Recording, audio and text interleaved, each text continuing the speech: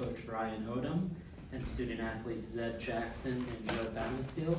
We'll start with an opening statement from Coach, take questions for the student athletes, and then questions for Coach. So Coach, go ahead. Yeah, just really proud of our guys. We knew what we were facing, and such a well-coached, really tough-minded UMass team. They got the best of us, obviously, in our first matchup up in Amherst, and certainly our guys were excited to play in this game. Certainly because of the opportunity to play in the A10 tournament, and obviously the stakes, at this point here in our conference, but also a chance to play against them as well. And I thought our guys did a nice job. We got off to a little bit of a slow start. It was 5-0. They got 2 offensive rebounds, and we were a little bit irritated, with one another at that point. And then from then on, our guys, began to play, the way the tough, together basketball that we needed in order to come out with a win. Obviously, they're really hard to guard. In and around the basket. They challenge you, they beat you up with their post-ups in a very legal way, and they can make you very fatigued. And we had to play all 3 of our bigs, today in order to fight that and give ourselves, a chance. And I thought the zone obviously was an important factor in that, just to give us some time away from, the post-ups. But these 2 guys, were tremendous. Their teammates were tremendous, and just very fortunate to advance. Thanks, Coach. We'll now take questions for Zeb and Joe. If you have a question, please raise your hand. We'll get you the mic, and please state your name, affiliation, and who the question's directed to. Zach. Hey guys, Zach Joaquin, Richmond Times-Dispatch. It was 20-16 at the under 8 stoppage. I think in that first half, you closed the half on a 22-9 run. What did you see over that span that you guys were able to take control of the game? Well, I mean, I was gonna say I think a huge part of that obviously was us getting stops, and scoring off of those stops. And we wanted to get our stops with playing transition more, so they couldn't really set up their defense. They play a lot of different defenses, so we felt like playing in transition and kind of making their players that play more minutes would help us and kind of make them more tight first half, and I think it worked out well for us. Go third. Eric Wilson, Commonwealth Times. Zeb, you're part of that team that won the Atlantic 10 championship last year. What do you tell your teammates, some that are part of the new team, how to get past these next 2 games? If I'm being honest with you, this is a little bit for me, because we had a double out last year, so that's an extra game. But I mean, we're all on the same page, and we all know it's just one game at a time. To be honest, we're not really thinking about what's ahead of us. We just want to win each possession, which will ultimately lead to winning the game, and then you move on to the next game. In the back row. Matt Shelton at VCURamNation.com. Joe, Michael Bell had 4 offensive rebounds, 6 total in big 20 minutes. What does Mike bring to this team, in your opinion? In the most positive way possible. He's a really, really good glue guy, and he's really young, and he's figuring out a lot in his own mind. And when he comes in the game and is just playing really hard, that kind of fills a void that sometimes we're missing, and it's a really good spark plug. I think a lot of the times we get lost how offense brings a spark, but when Mike Bell is in there playing really hard, it's a spark we need as a team. Third row in the middle. Adam Epstein, 910 The Fan. Zeb, you had 4 steals. A few of them, you guys were playing that 2-3 zone at the top. Why do you think the zone was so effective?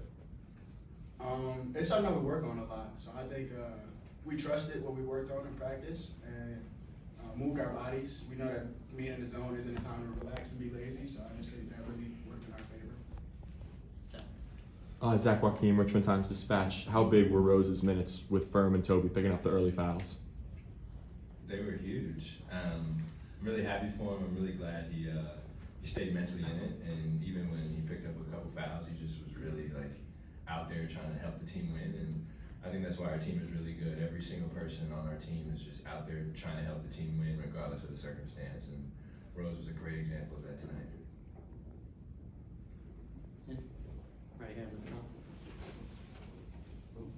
middle. Joe Gabriel Arthur at WBCW. It seems there was times that you get the ball in your hand and you would shoot it within like half a second. What gives you that confidence and that ability just to go out there and just be automatic like that? There's a guy 2 seats over from me. I was gonna say that. And his name is Coach Odom, and he empowers me to, you know, to beat Joe, which is it's just I have confidence that comes from God, and I'm thankful that I have a man who allows me to, you know, be myself and honor my Father in heaven. Any other questions for the student athletes? Second row. Coach Jeff LaJoy, Daily Hampshire Gazette. Is it time for me? Is there, before we move to coach, any other questions for the student Oh, athletes? sorry.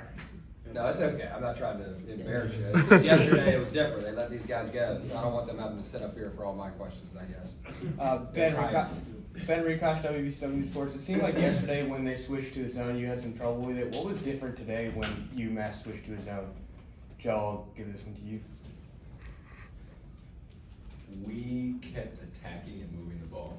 I think yesterday we got a little bit stagnant, whereas today, like, you know, we talked about it, we watched some film, and, you know, we made sure we were attacking it, getting into the middle, and then when we had lanes to drive, we would drive versus just kind of swinging it around. I also want to add, like, really big props to our coaches, our entire coaching staff, because it's not easy to just do like a quick turnaround like this and adjust in the ways that we adjust. So I just think our game plan as well was a huge part of that, and they just prepared us really well to, whether it was plays, whether it was attacking, moving the ball, whatever, they just adjusted really well and it worked out. All right, you guys are good to go. Thank you. Thank you, guys. Thanks, Thank guys. you.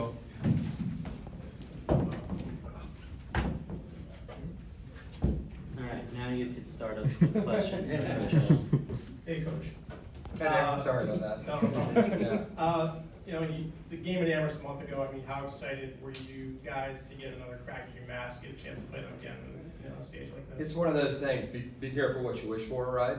You know, and obviously the competitor in you always want to play somebody that gets the best of you, you know? But at the same time, you know, it's not about that. You play your schedule, how it flows, right? It's given to you. And in the same way, you have to play these tournaments, you know, that way. So regardless of who it is, you know, we have to trust ourselves. We have to trust our training and the things that these guys have been coached to do. And then, you know, let the chips fall where they may. And sometimes, you know, there were times out there tonight, especially early in that second half, where we had to, you know, charge the guys up because our effort wasn't, you know, and our focus wasn't where it needed to be, you know, in terms of the game plan discipline. And I thought the guys did a nice job of fighting it. You know, we've been in some hard situations where we've had big leads and we've lost them. And I don't think any lead is safe in college basketball, quite honestly.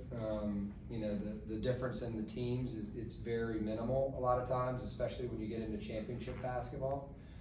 And you know, I wanted to, you know, take the pressure off of our guys, you know, because, you know, we talked about it at halftime, you know, because, you know, there's always an elephant in the room, right? When you've had some of these situations before and it not gone the way that you wanted it to. We wanted to make sure that we met the challenge ourselves collectively, you know, together, you know, that we were going to get through that together in terms of having a big lead and then finishing the job. Ryan, Howard Herman from the Berkshire Eagle. They always talk about the teams want double buys to get through. How much did playing yesterday help your team in the first half? I think it definitely is a thing, you know, for sure.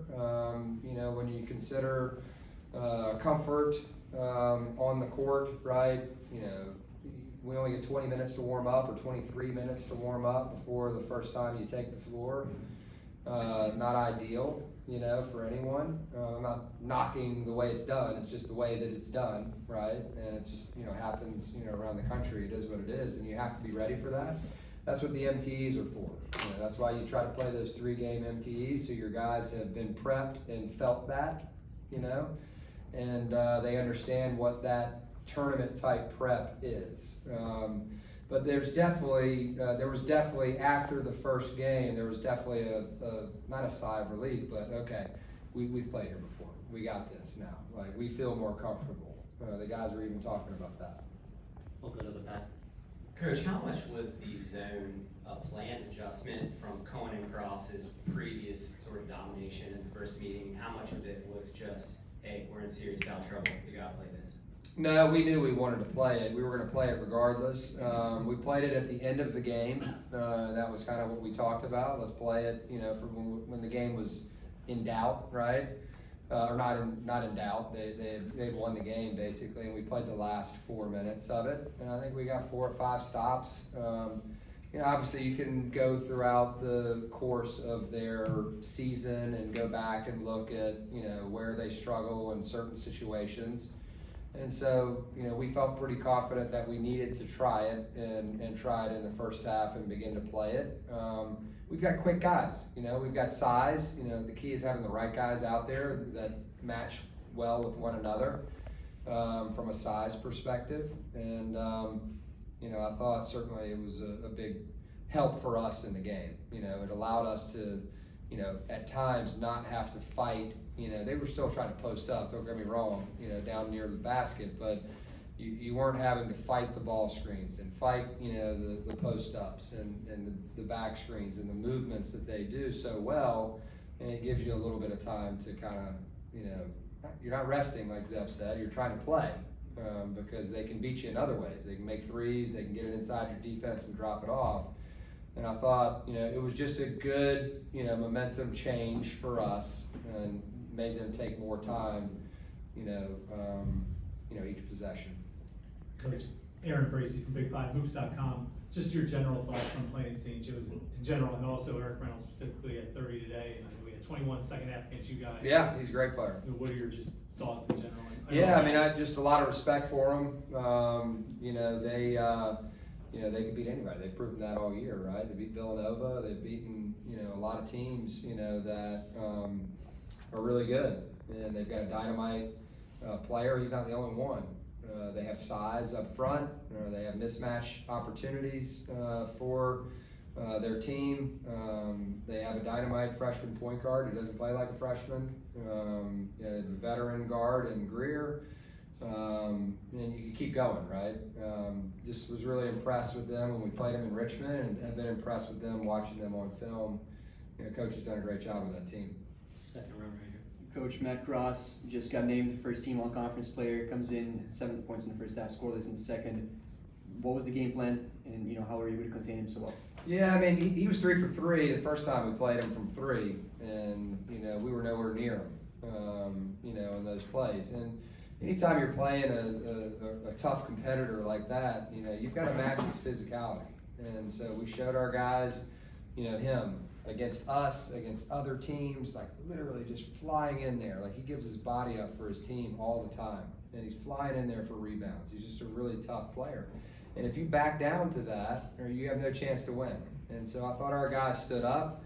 I thought they did a nice job of fighting his post-ups. And making it difficult for him. We didn't give him the easy ones that he got in Amherst in terms of the right drives or the right post-ups, getting back to his strong hand. Same thing with Cohen. He got us several times with his right hand, which we were not happy about, but they're a two-headed monster. And they're really, they play well with one another. And, you know, Coach did a great job of putting those two guys in their team, you know, all year in positions to be successful. And they certainly earned, you know, the first team deal. Second row right here. Coach Sam Kinches, WWA Sports, UMass. Your team seemingly out-rebounded UMass, seemingly almost beating them at their own game. How does this speak to the tenacity, the heart, the hustle of your team? Yeah, I mean, we have to hustle every play. That's who we are. You know, that's who VCU's always been. And that certainly cannot change, you know, under our leadership. We've got some athletic, quick guys. And so shame on us if we don't chase the ball all the time, wherever it is. And, you know, when we're at our best, when our defense is at our best, you know, the numbers will tell you our defensive rebounding is very good. And I think a lot of that is due to the fact that we're quick.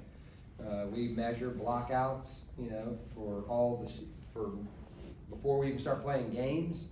And then as we begin to start playing games, we know exactly who crashed an offensive rebound, and we know exactly who didn't block out. And the first play of the game at Amherst, Zeb Jackson didn't block out, and he heard about it, you know, after the game. And so did the others, you know, because they dominated us, you know, in that category. And you can't win basketball games, you know, if you're not going to defensive rebound.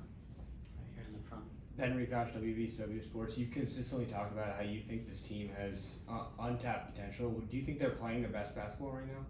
I mean, it's tough to tell. You know, it's game to game when you get into these tournaments, right? And certainly you can gain momentum. You know, we've played 2 games now. You have another, but so is St. Joe's, right? They're in the same boat, and so they have their momentum, you know, going. And so ultimately, it comes down to the matchup. You know, it comes down to, you know, who's ready on that day, who's focused, who's determined, who's able to impose their will on the game, and from a style perspective. And sometimes it comes down to making and missing shots, you know, and whether it's at the free throw line, you know, we were able to get to the free throw line today a lot, and yesterday we were as well. I don't think that's a fluke. I think our guys are pretty aggressive. You know, it just comes down to the matchups. And so we've got to get back and get ready and refocused and prep our guys for the next challenge. We'll take 2 more. First right here. Coach Gabriel R. WVCW Sports. Zeb and Joe praise you and your staff's ability to make quick adjustments and would come into this game today after yesterday. Can you just, without giving up too much, maybe go into like what were some of those adjustments and what changes that prepared them for today? Yeah, I mean, I think the first thing was making sure that our guys understand or understood that while UMass played extremely well, right, up in Amherst, you know, sometimes like they have an A game, maybe that wasn't their A game, maybe that was their B game. Well, it was our F game, all right, in that one. And so we could easily tell our guys, like, and show our guys clips of like, hey, he's just running right by you, man. You're not even talking here. You're not communicating. You're not. And so we had to get our guys in a mental place where they understood, all right, we have to make sure that UMass has to see us, see the real us. And if they beat us as the real us, then that's on them. That's great for them. But, you know, that was not the case up there. And it was pretty easy to see right away. And credit to them for putting us in that situation. Like, they did that. And with their physicality in the paint, their shot making, all right, their determination to get the win, they had all of that. And so our guys were ready, you know, for this one. And they were able to fight through tough situations.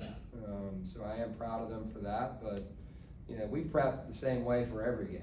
You know, it's like we're not, you know, reinventing the wheel here. You know, we do what we do, and we try to prep them from a personnel standpoint, from a defensive standpoint, what we want to try to do.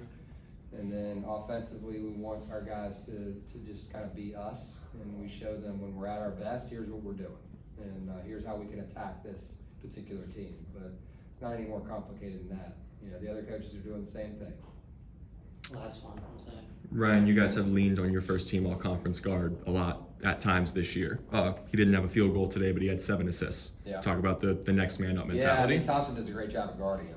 You know, number one, he makes everything tough. Like, he's very strong up top, and so he's hard to get away from.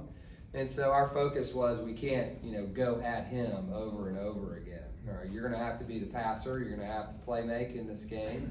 And when you're open, you're like, knock it down. And I thought Zeb did a great job. You know, they found Joe a bunch. You know, we found our big guys by the rim some, you know, for some easy baskets. And they got fouled. I thought Fern was great. Rose gave us huge minutes. Toby obviously did. But, you know, I mean, we need Max. You know, we need Max. And sometimes it's in a decoy situation. I'm not saying that's what it was. I think they just do a really good job of defending him. Thank you, Coach. Thanks. Thank you, Ryan. Thank you.